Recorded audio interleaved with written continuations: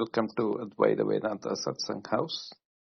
The ongoing sessions are on Bhagavad Gita offered by Bindoji from an Advaita perspective, with a few offerings from the other lineages just to strengthen the treatise.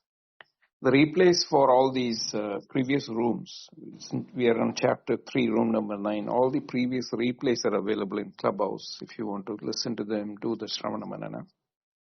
Alternatively, you can access them on YouTube, where the link is provided in the chat. It's called Advaita Retold channel. There are also links from Apple and Spotify, Apple Podcasts and Spotify, where Bindoji has archived the talks. The other source is a book penned by Artemisia, based on Bindoji's insights of Advaita Vedanta. So with these sources, you can, if you are new to this space, you can for catch up. And the second thing is a change in the pattern of how we have been offering this.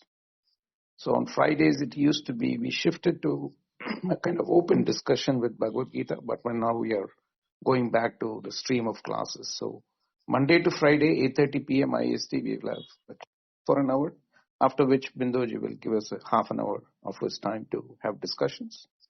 And then on Sunday, it's Advaita open discussion. There's a slight change in program. And with that, thank you, Bindoji. Over to you. Thank you, Prakash. Namaste, Hari Om. Welcome to all. Let me do my invocation. Om Namo Brahma Dibhyo Brahma Vidya Sampradaya Kartrabhyo Vamsha Rishibhyo Mahadbhyo Namo Gurubhya Shruti Smriti Purana Namalayam Karunadayam Namami Bhagavad Padam Shankaram Loka Shankaram Shankaram Shankaracharyam Keshavam Badarayanam Sutra Bhashya Kridau Vande Bhagavantau Punah Punah Ishvaro Guru Ratmeti Murti Beda Vibhagine Vyomavat Vyapta Dehaya Dakshinamurtaye Namaha. Om Shri Guru Pyo Namaha. The Gita Dhyana Shlokam. Yam Brahma Varunendra Rudra Marutaha Stvanyanti Divyaistavai Vedai Sangha Padakramo Vanishadai Gayanti Yam Samagaha Dhyanavastita Tadgatena Manasa Pashyanti Yam Yoginaha Yasyandam Na Vidussura Suragana Devaya Tasmai Namaha Devaya Tasmai Namaha Devaya Tasmai Namaha. Om. The chapter 3 so far, we started that knowledge is superior through verses 1 to 3. Then karma, unavoidable for the ignorant, was detailed in verses 3 to 8.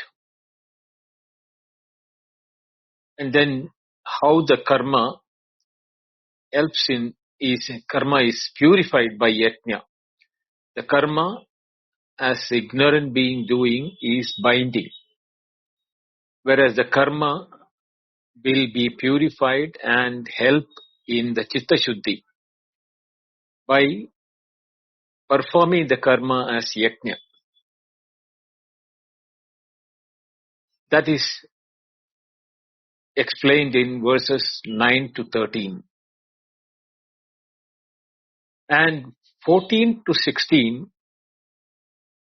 the verses explain that how does karma sustain the cosmic wheel, Jagat Chakra.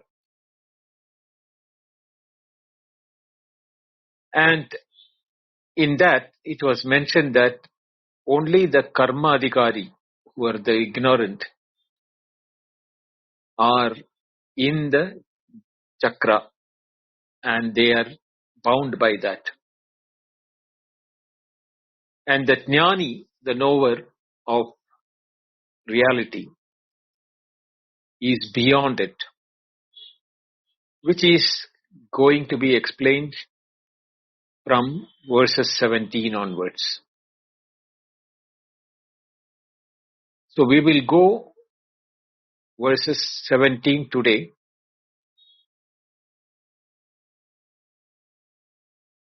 maybe 18 also.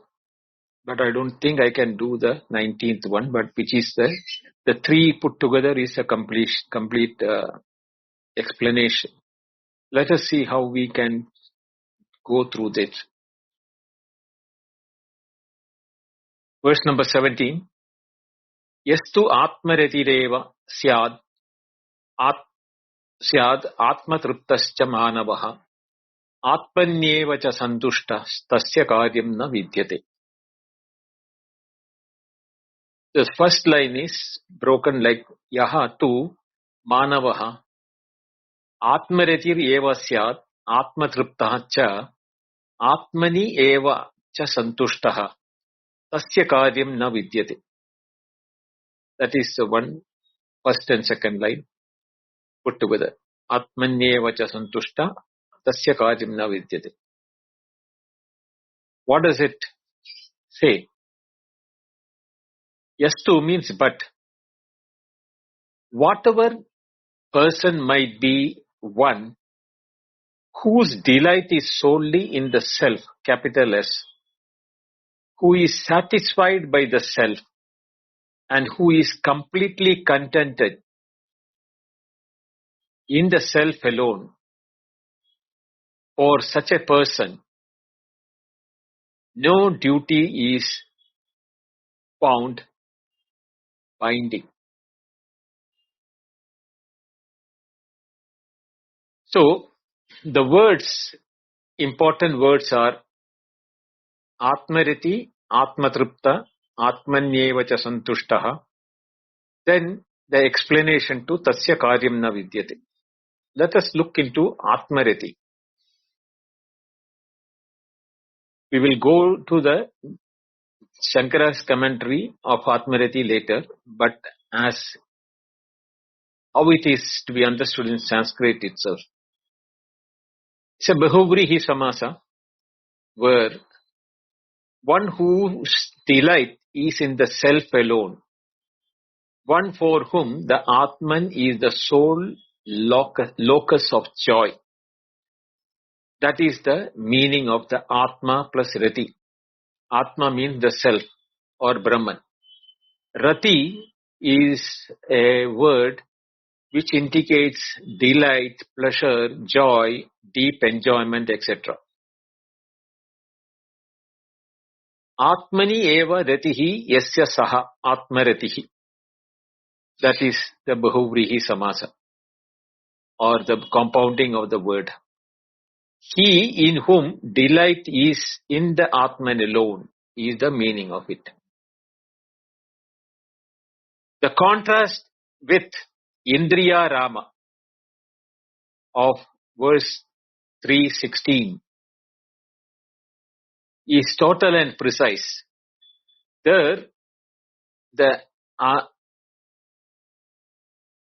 Rama, Atma Rama, is in the garden of delight that was propped by or supported by Indriyani, senses. Here, the Rati, the word is the different word, but both indicating the delight, is in Atma. While the person under ignorance depends upon the sense organs for his delight, the person of knowledge, his delight is in being in Atman alone. Atman here is Parabrahman, or the non-dual self, that is Satchidananda or Satyajnanamanandam Brahma.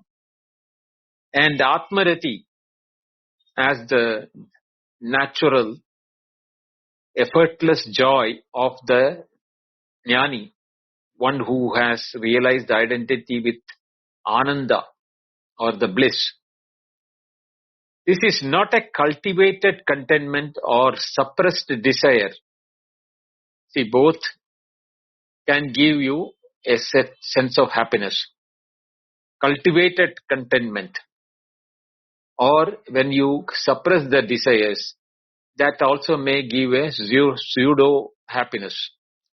But this is a spontaneous overflowing of Brahmananda, the bliss of Brahman,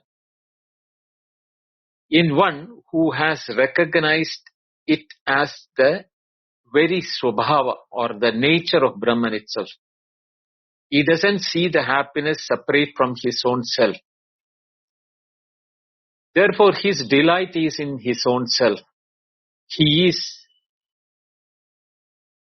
engrossed in the happiness of being in his own true nature.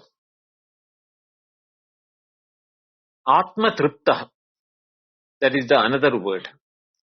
Here again, there is a Bahuvrihi, a same compound, but between the two words, Atma and Tripta. Here the word Tripta means not a delight, but satisfied, satiated, or fulfilled with. So difference is that Rati and Tripta are different.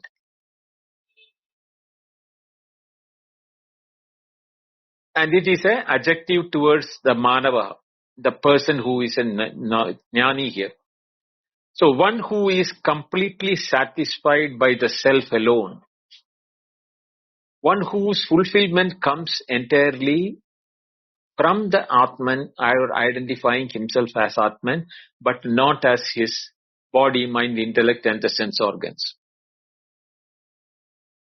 Atmana eva triptaha na anatma vidaha. No. Atmane eva triptaha na annadibihi.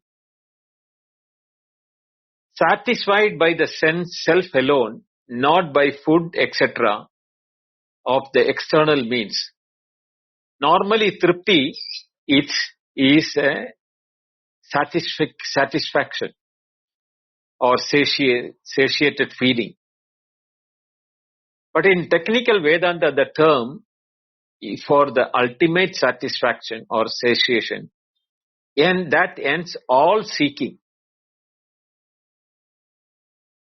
is the tripti. Whereas the tripti of the Ajnanin is always temporary, always requiring renewal through fresh sensory inputs. Whereas the tripti of a Jnani or the knower is complete, purna.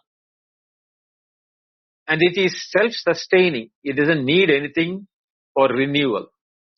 Because Atman is purna, infinite, inexhaustible.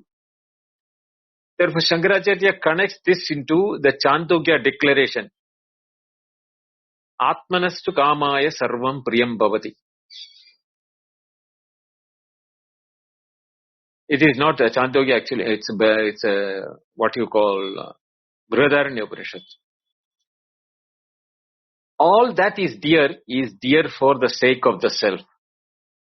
I told you this dialogue between Yajnavalkya and Maitreyi.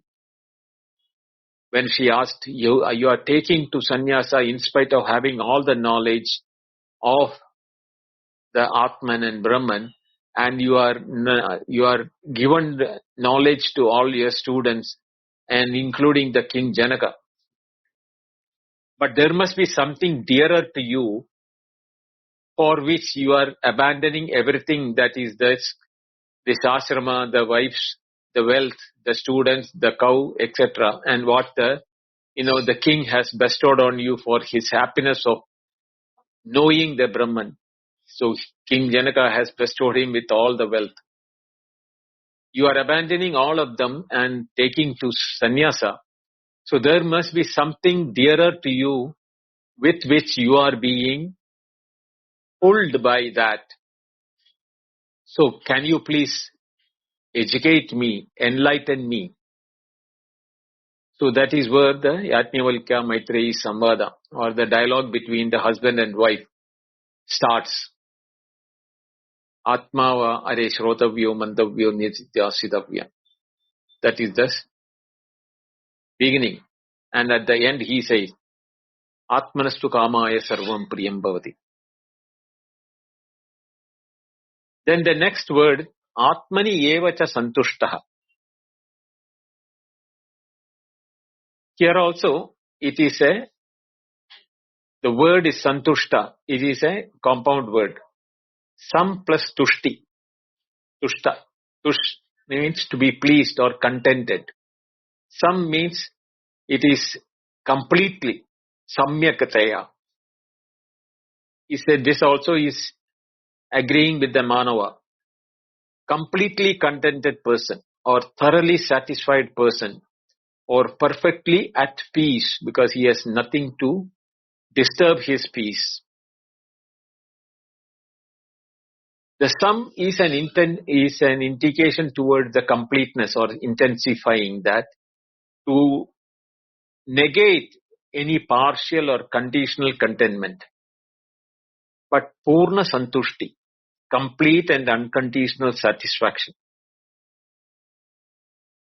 Shankaracharya distinguishes Tripta and Santushta very subtly. Tripti is a cessation of hunger, thirst, etc. Sut, Trishna, Nivritti. The ending of want. So Tripti is the ending of the want. The need to have something when you have something otherness to you. That when it is gone, then you become Tripta. Where Santushta or Santushti is the positive fullness of contentment. It is virtually a substitute for the presence of the Purnada in himself. So both put together, they describe a Jnani as the one in whom all seeking has ended by using the word Tripta, and fullness has been realized, Santushtaha. So, Atmarati, Atmatripta, Atmanyevacha Santushtaha. Tasya karyam na vidyate. For him there is nothing to be done further. Because if these three are his achievement, what is left there for him? So this verse is among the most important in the entire Gita as per the Advaitic reading, as it provides the scriptural basis for the insistence that Jnana Nishta is a complete and self-sufficient path that requires no supplementation by any karma. Therefore, tasya karyam na vidyate is negating the requirement of karma or a duty.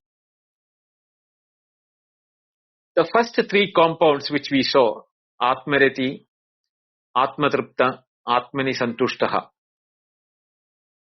as the three inseparable facets of a single individual who has a non-dual realization. Shankaracharya says the Atmarati describes the Jnani's relationship to Ananda. The bliss is found in Atman alone. Bhumaiva Sukham. In the Chandogya Upanishad, Sanaka says to Narada, Na alpe sukhamasti. In the finite, there is no happiness. Bhumaiva sukham. In Brahman alone is the happiness. Whereas Atma Tripta, Shankaracharya describes as Jnani's relationship to Kama. Now you may be wondering why Kama should come to a Jnani. Relationship to Kama in such a way that all desires are extinguished in the fullness of Atman. There is no more karma left in him. Or his karma has found the abode in the self. And the Atmani Santushta describes his relationship to the Purnata. He rests in completeness of Atman, with nothing lacking and nothing to be sought after. Together the three constitute the technical description of Brahma Sthiti, Brahmi Sthiti, which we studied in the second chapter. The state of one who is established in Brahman. So having described the person or the Jnani as a complete person who has reached the abode of his destination of knowing who he is, and thereby he has become an Atmarati, Atmatrupta and Atmasantushtaha. To such a person, tasya karyam na vidyate. It is the most explosive philosophical claim, and the one Shankaracharya takes utmost care to establish. He grounds it in a precise analysis of sources of kartavyata, karyata, or bindingness of duty, karyata. Karma is obligatory. Karma means karya. Or one who has kama, desire, and abhava, want or lack of satisfaction in him, or an experience of incompleteness. So kama has got both positive and negative aspect. Kama and abhava go together. When you have abhava, you will have kama. Or when you have the want, you will have the desire. For such people, yajna is obligatory because they are karma adhikarin. They need the fruits of action for filling up the wants. Whether it is surga kama, pashu kama, putra kama, dhana kama, in all those things, whatever kama means, whatever desire you have, yajna is obligatory. They have to do this as a yajna. Otherwise, you are in a agnar. You will do the karma, but not get out of the karma at all. So karma adhikari, who knows that he has to get out of this cycle of karma, does the same karma for satisfaction of his wants, but that he is doing as a yajna, not expecting the desires of the action, but surrendering the action to the Lord himself. And in the process, what he is achieving is the chitta shuddhi and abhyudaya. Abhyudaya means wellness. Chitta shuddhi is the clarity of the mind, but not moksha. But the jnanin who is atma tripta and has no kama, no abhava, he is already purna. For him, karma has no more traction than a command to fill a vessel which is already full. Shankaracharya in his commentary will give an example of digging a well when you are on the shore of a river. You don't necessarily have to dig a well when you are in the shore of a river where you have the fresh water flowing in the river. To such a person, karyata, the necessity to do an action, simply does not arise. Shankaracharya uses this verse as the definitive scriptural support For the jnanin's freedom from karma,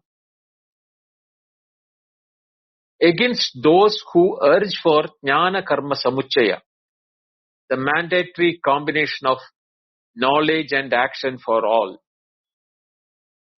necessarily the Purva Mimamsaka, those who are, hell-bent on doing the ritualistic karmas of the Vedas. Shankaracharya cites the Tasya Karyam na Vidyate as an unambiguous Gita Pramana, the Gita's valid means of knowledge, that the Jnani has no karya whatsoever. There is no necessity to do any action for a Jnani, because he is Atmariti, Atmatrupta, Atmasantushtaha. The verse does not say his karma brings yatnyartha or gets purified. It says his karyam does not exist. For him, karyam means necessity to do an action. For him, necessity to do an action simply does not exist. This is the conclusive Advaitic verdict. Jnana Nishta and Karma Nishta are not the two components of one single path, but two complete and mutually exclusive paths suited to two different orders of intellects or the adhikaris, students. And finally, Shankaracharya says, Atman compounds as deliberately constructed to eliminate every possible source of residual karyata. Karyata means necessity to do activity. Atmariti establishes Vishaya Vairagya.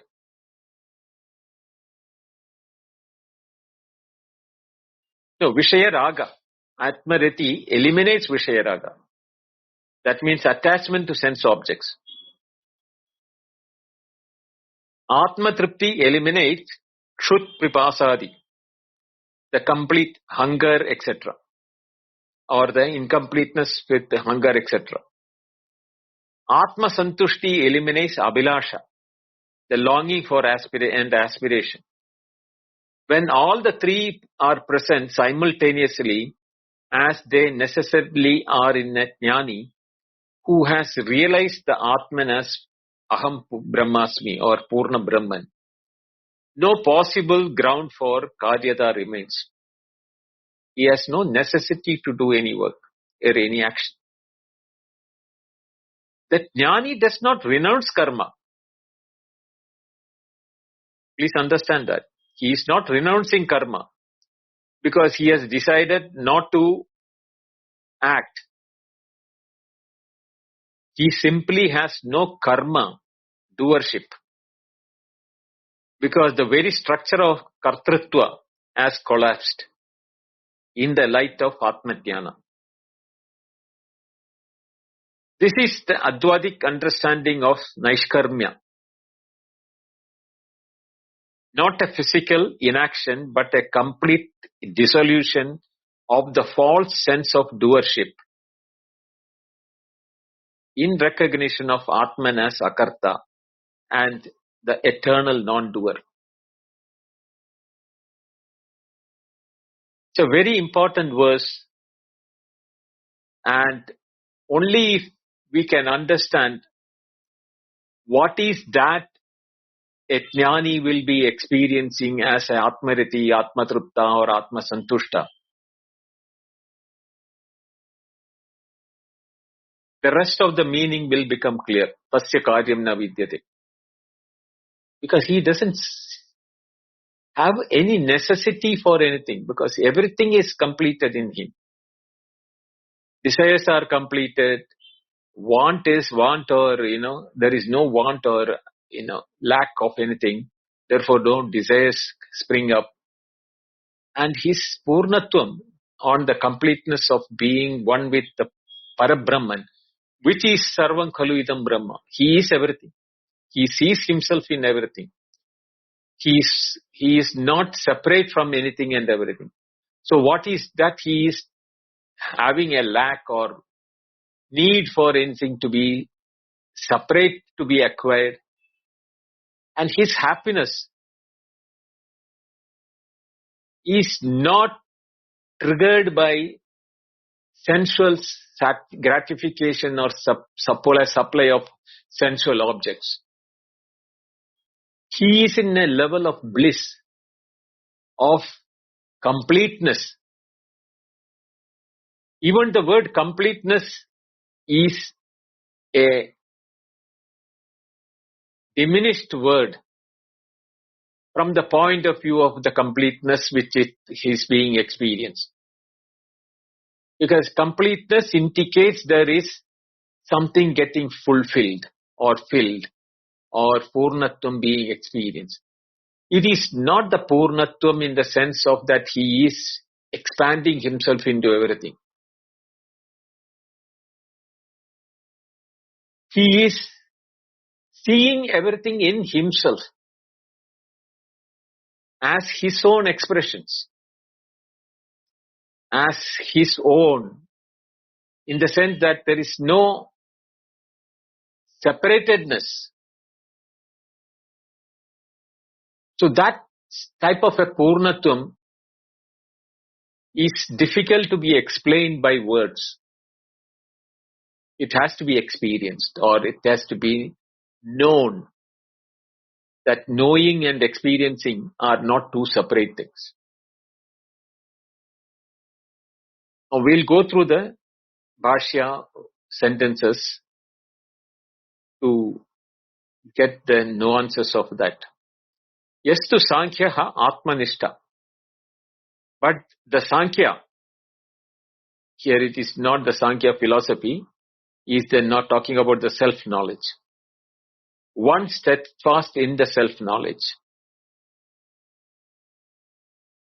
It is used as a technical word by Shankaracharya, and it is in the Bhagavad Gita. One established in discrimination, Atma Anatma Viveka, or one abiding in the knowledge and not a ritualistic. This marks the complete shift from Karma Adhikari. Atmaretihi, Atmanyeva retihi, na vishayeshu yasya saha atmaretireva syad bhavet. He who delights is in the self alone and not in the sense objects. He indeed is called the one who delights in the self. Rati means delight, repose, absorption, etc. It is not a forced detachment, nor is it a suppression. For the Jnanin, the self is intrinsically sufficient. Objects no longer supply the psychological completion. This is not a moral virtue, but an epistemic completion. Atmatriptaha. Atmatriptascha atmanyeva triptaha na annarasadinaha. He is satisfied by the self alone, not by food, taste, or the other external gratifications. Shankaracharya very carefully says, the bodily needs continue, but the satisfaction does not arise from them. The distinction is the body is psychological dependence. Body continues, but the psychological dependence ceases. That is the distinction. The body continues to function as normal as anybody else. But the psychological dependence on gratification doesn't exist for such a person. Therefore, external consumption does not define the inner fullness. It is a standalone experience. Sa manavha manushyaha sannyasi atmanyeva cha santushtaha. Shankaracharya coins the term sannyasi for the person who is atmanyeva cha santushtaha.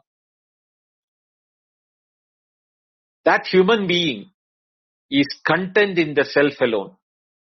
Indeed, he is a renunciate. True sannyasa is knowledge based. It is not an institutional status, nor a mere abandonment of possessions. It's a natural expression of self-contentment. One who is self-content, his status, attachments, need, everything gets withered away. He is not taking any effort to discard them. When it loses importance and validity and purpose of existence, they no more exist for him.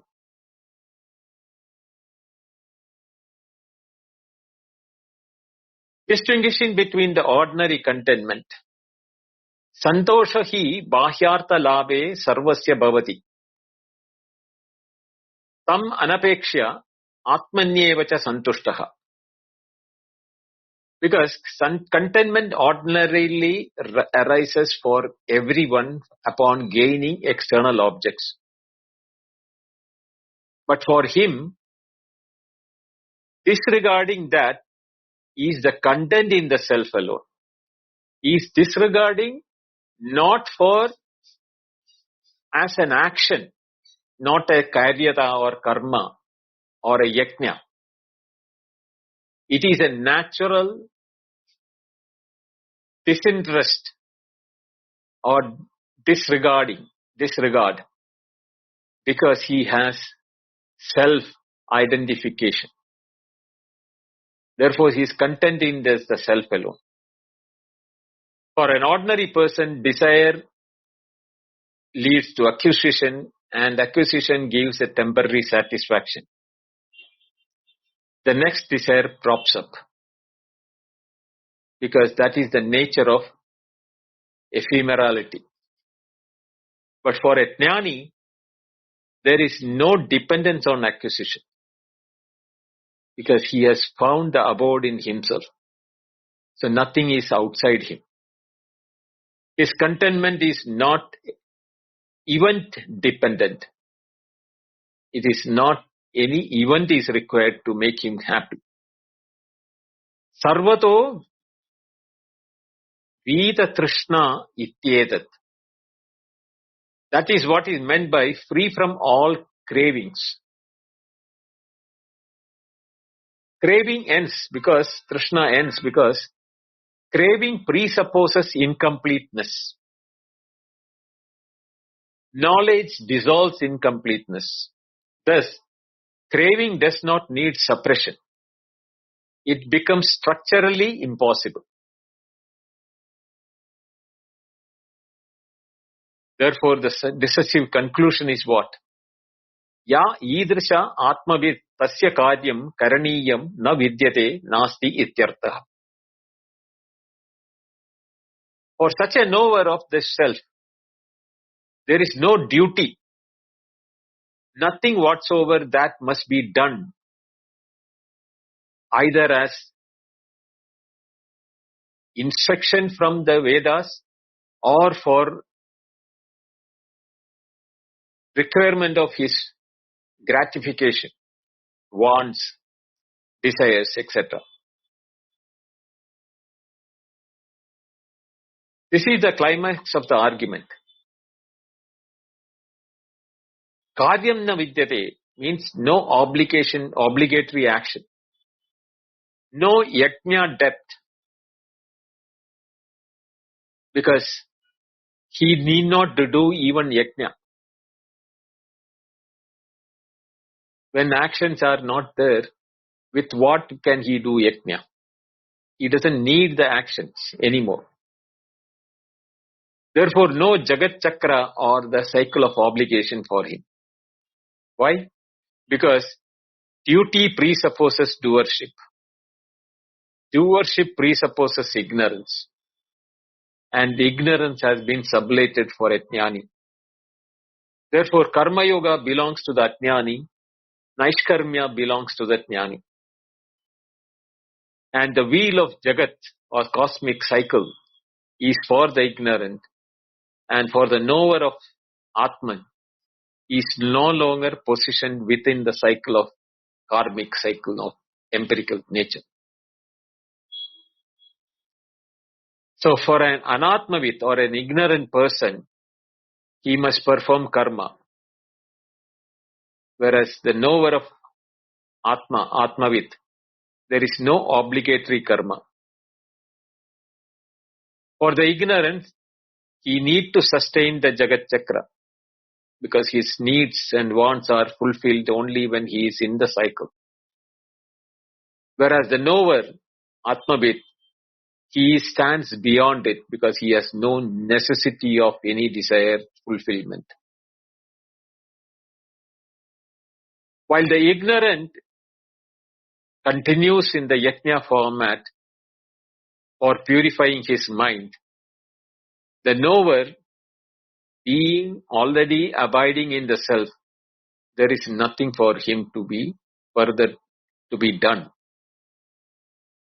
The ignorant seeks satisfaction by remaining in the Jagat Chakra, doing the yajna and purifying his mind. Whereas the knower of Atma is already satisfied. His satisfaction is in himself. Kimcha, further, naiva tasya kritaye nartha na akritaye niha kaschana na tasya sarva bhuteshu kaschidartha vyapashraya. Verse number 18. Tasya na eva kritena artha asti na cha akritena iha kaschana artha asti.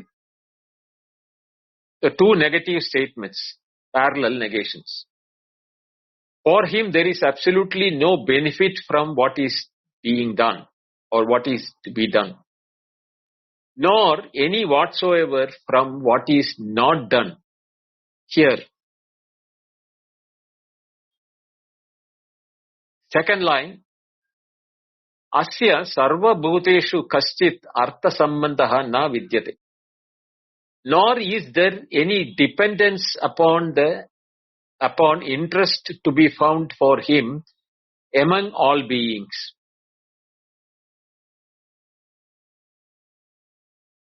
There are two negative statements.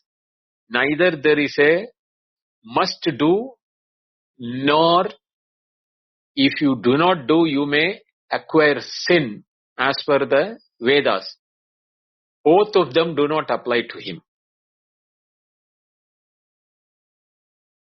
Therefore, for him there is no dependence from all beings outside. Let us see how Shankaracharya unfolds this in his commentary. Na eva tasya kritena artaha is read by Shankaracharya as a definitive Vedantic statement of jnanin's phala nirapekshata, complete independence from the fruits of action. Whereas the ajnanin performs karma to obtain artha, purpose, fruits of action, the satisfaction of kama, etc. The jnanin whose atma tripta has no kama and therefore no artha can meet that state. Therefore nothing to be obtained. For him, krita karma or the duty done is entirely purposeless. Not because action is bad, but because the jnani already possesses the Purnata that karma is meant to produce. Any action is leading to acquiring something. And that whatever been acquired, fills up some completeness in the person to whom the acquiring takes place. But for a jnani, his Purnata is not from external acquisitions. It is the presence of his own nature. That is why he gives that example of the well, digging a well on the shores of a river.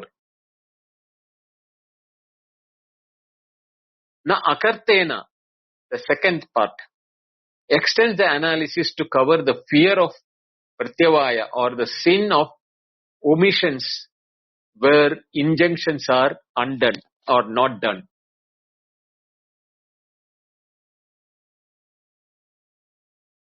Shankaracharya has discussed earlier in his refutation of mandatory combination of jnana and karma, this aspect of omission will lead to generation of sin. The ajnani must perform nitya karma, otherwise akrita generate pratyavaya or papa or the sin. But for a jnani, there is no artha or even a akritena. The non-performance of prescribed action generates no papa because papa acquires only to one who is a karta, a doer. The jnanin has realized the Atman as akarta. I am akarta. I don't have a doership. The same karma niyama that binds the ajnanin has no purchase on the jnani. Doesn't affect him at all. He doesn't fall for it. Shankaracharya quotes the Upanishadic word, na karma lipyate naraha. The action does not cling to the knower of Brahman. Third, artha sambandha receives Shankaracharya's most subtle analysis. All samsaric relationships between the parent, the child, the teacher, the student, the king, the subject, priest and the patron are all ultimately grounded in artha, in the broader sense of mutual interest and interdependence. We don't have to be told about it. We know that. Even the most apparently selfless relationships in samsara involve some dimension of artha, rina, upakara or sneha, born of the ahankara, mamakara. That is, even the selfless relationships in the empirical world involve some dimension of fruits of action or indebtedness or benefit or even a love, born of the I-ness and the mind, etc. The ego and the belonging of the ego. The jnanin who has realized Atman as akarta abhokta and is purna has no such artha or no such effects which is in any of the being. Not because he is indifferent or cold, but because his recognition of Atman as identical in all beings, sarva bhuteshu. What does it do? It dissolves the very subject-object structure because he sees himself in everything. Yatrana anya pasyati anya shrunoti anya vijanati. That makes the artha sambandha. Artha sambandha means connection with the material objects. possible, because when the subject-object structure is dissolved, doesn't mean that objects are dissolved. For him, the object is no more an object outside him, but as his own reflections or his own consciousness, awareness. There is no other, within inverted commas, the otherness which I say, with whom the jnani can stand in a relationship of interest. Because there is no relationship. Only when there is the otherness, the relationship can spring up. Because he sees Atman everywhere. And Atman has no artha in itself. Artha means object or benefit. Finally, Shankaracharya reads the phrase Sarva Bhuteshu as pointing towards Jnani's Samadarshana, Samadarshitva, equanimous vision, which is established throughout Gita. Krishna talks this in many places. That Sama word is very important. Samatvam yoga uchyate, sugadukke samikritva, there also Sama came. Pandita samadarshinaha, there also it's come. Wherever he uses the word ananya is another word for Sama. It is not that Jnani withdraws from the relationships with specific beings while maintaining them with others. His freedom from Artha Sambandha is universal. That shows that it is very difficult for evaluation and predicting who is a Jnani by seeing his behavior. He will have a universal extending to all beings without expectation.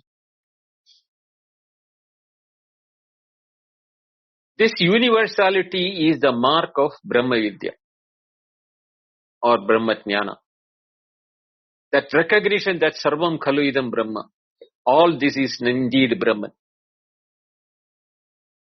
which makes the very notion of Artha Sambandha with any being ontologically impossible. Therefore, the Jnani who sees Brahman in all cannot stand in relationship of interest to any, for interest presupposes the otherness. And in Brahma Vidya, otherness is dissolved. Let us run through the commentary. Naiva tasya paramatma ratehe kritena karmana artha prayojanam asti. For that, the one who delights in the Supreme Self, there is absolutely no purpose whatsoever in action performed. Paramatma rati, one who delights in the wholly in self. Artha or prayojanam is a gain or benefit or fulfillment. Why none of them happen for this Jnani? Because action presupposes lack. Lack presupposes ignorance. Knowledge removes ignorance. Therefore, there is no lack remains. Therefore, karma cannot produce fullness. Whereas fullness is the swabhava or the very nature of the Atma or the Jnani. And for him, there is no loss from inaction. Astu tarhi akritena akaranena pratyavayakya anartha. Then perhaps by not performing the injunctions, there might arise a misfortune called sin of omission. Shankaracharya immediately answers, Na akritena iha loke kaschana kaschidapi pratyavaya pratirupaha atmahani lakshanoho va naiva asti. There is not even a not even a slightest attainment of demerit through non-performance for a jnani. This is a very decisive statement by Shankaracharya. In the ritual theory, omission of nitya karma is leading to sin of omission. But for a jnani, Atmavit, it is no longer an agent because he doesn't see it as a doership. So here there is no nitya karma for a who doesn't have a doership. Therefore, no longer under any injunction and is no longer within the scope of vidhi, nisheda, etc. The knower stands outside the sphere of Vedic obligations. Relationship, no dependence on any being. Nacha asya sarveshu bhuteshu, sarva bhuteshu, brahmadi stavarandeshu bhuteshu, kaschit artha vyapasrayaha asti. And for him, among all beings, from Brahma to the most inert, immobile thing, stavarandeshu, there is no dependence or for any purpose whatsoever. Artha vyapasraya.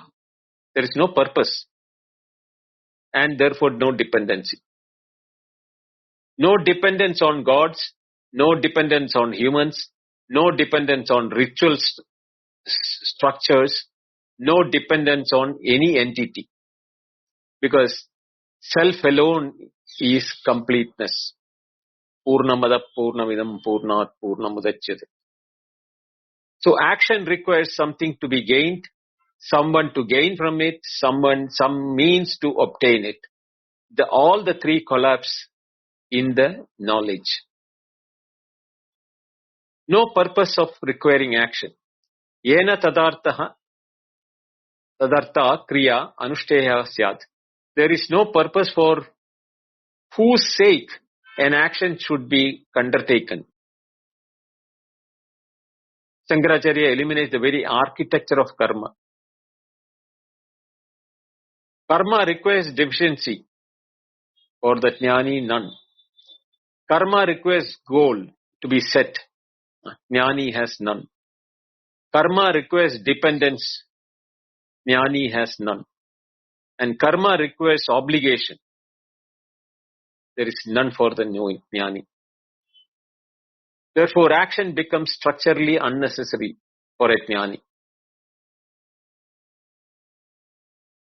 The critical restriction to tell us that Arjuna is not there. We should not forget this is dialogue between Arjuna and Krishna. Natvam etasmin sarvataha samplutotaigasthaniye samyak darshane vartase. Hey Arjuna, but you are not established in this all-flooding right knowledge, which is Shankaracharya is quoting from the second chapter, 46th verse. Yavan artha udabane sarvatas samplutotake tavan sarveshu vedeshu brahmanasya vijanataha. So the knower of Brahmana, vedeshu, where he has become the Brahman, from whom the Veda has come, where is the need for the Veda for him? For him, Veda becomes a well when there is a flooding. When the land is flooded from all sides, small wells have no purpose. Similarly, when the self-knowledge is flooding everything, Vedic injunctions become redundant. But for Arjuna, this is still not flooded, not yet free from doership, not yet beyond obligation. So the bifurcation is very clear. For a jnani, no karma, whereas for Arjuna, karma yoga is required. That is why karmanyevadhikaraste ma phaleshu kadachana. He was advised to Arjuna. For a Atmavit, no pratyavaya. there is no sin of omission. Whereas Arjuna, if he doesn't do his duty, it is an omission which will bind him because he has not acquired the knowledge. For an Atma Vijnani, there is no dependence. Whereas for Arjuna, he is still not a Jnani, therefore he has to sustain the Jagat Chakra with the Yajna-artha Buddhi. The finality of Shankaracharya's doctrinal is like knowledge cancels obligation, knowledge cancels pratyavaya, sin of omission, knowledge cancels dependence. It is not symbolic, not gradually, but ontologically. So the chapter 3 is now includes 17 and 18. The Karma Yoga for the ignorant, 17, 18. No, 4 to 16 is Karma Yoga for the ignorant. 17, 18 is no Karma Yoga for the knower of the self. Next, 19, he says that therefore, since you are not yet a knower, perform actions without attachment. That is the insert. Tasmad is how the next verse started. Therefore, asakta satatam karya karma samachara asatto hyam acharak karmaha paramapnoti purushaha. The 19th verse, we will do it on Monday. Om Purnamata Purnamidam Purnat Purnamudachyate Purnasya Purnamadaya Purnameva Vasishyate. Om Shanti Shanti Shanti. Harihi Om. Shri Gurubhyo Namaha. Harihi Om. Dhanyawada. Thank you.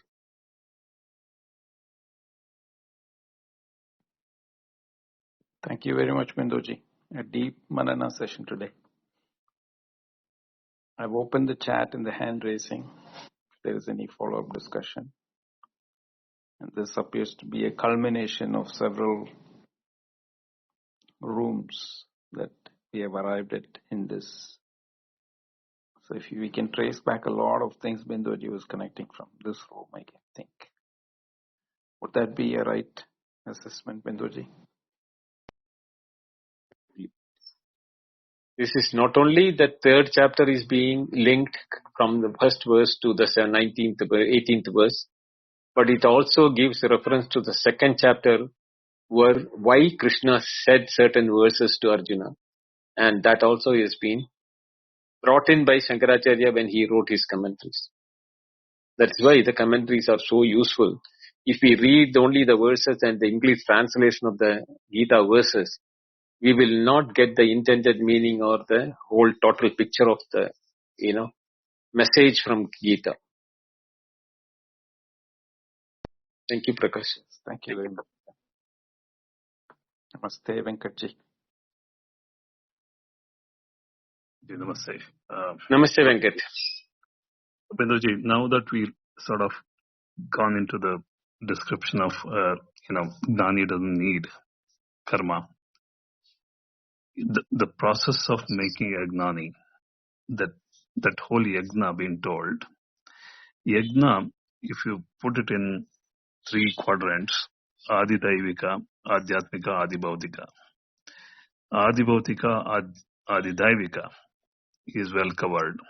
If you look at yajna from an Adhyatmika perspective, yajna is in that light of consciousness, or even call it fire of consciousness.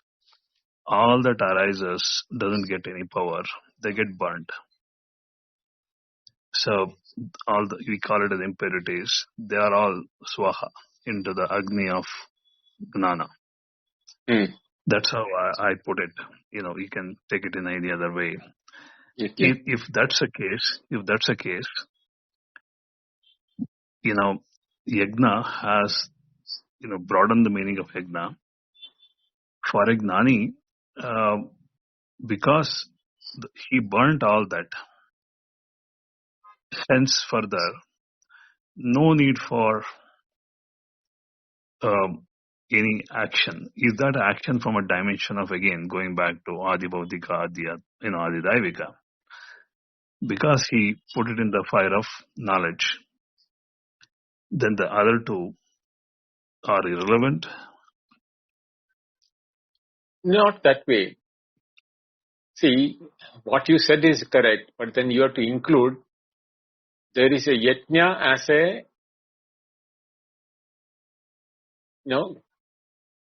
karma yogi when he does adhyatmika yajna also.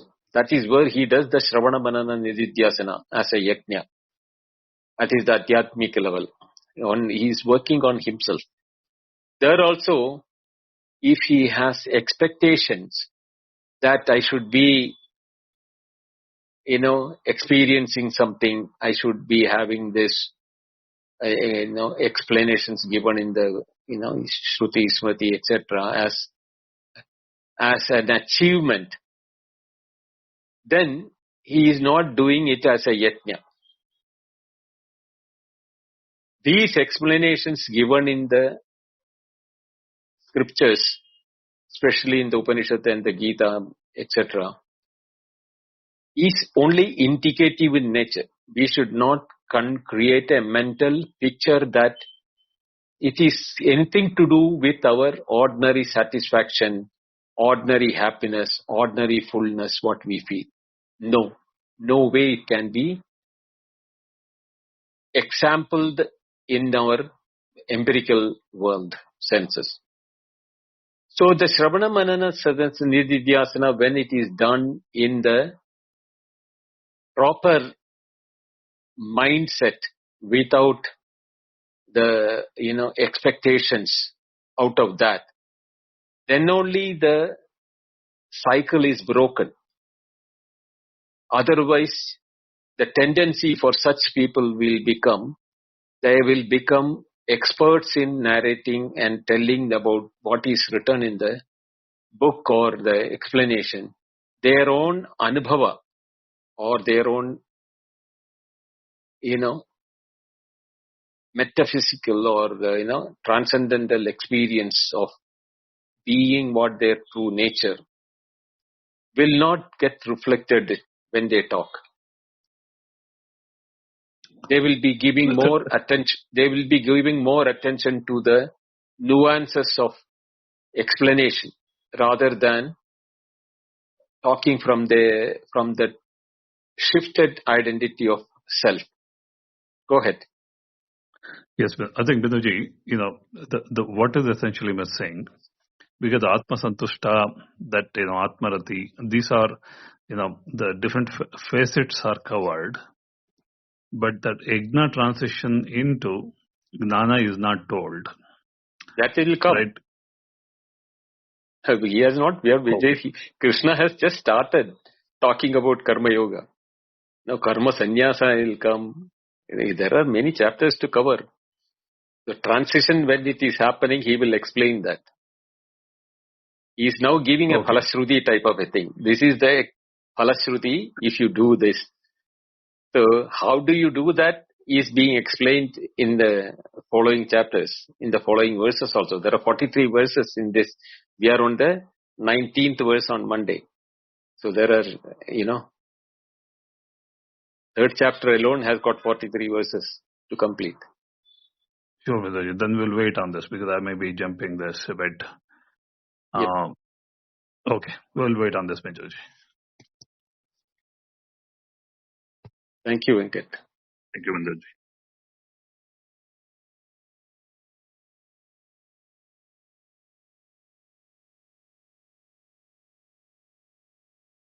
Okay, Prakash. We'll see you. Meet on Sunday. We'll meet on Sunday. Thanks everyone for coming. And we'll meet again at 8:30 p.m. IST on Sunday for an Advaita open discussion where you can also bring in questions related to Bhagavad Gita. And again, a heartfelt thanks to Binduji. Thank you. Thank you, Prakash. Thank you, Venkat. And thank you all of you for listening. and being there. We'll continue our journey on Monday onwards into the Gita. Sunday we will have a free for all question and answer session. Same time. See you on Sunday then. Hari Om. Good night. Hari Om.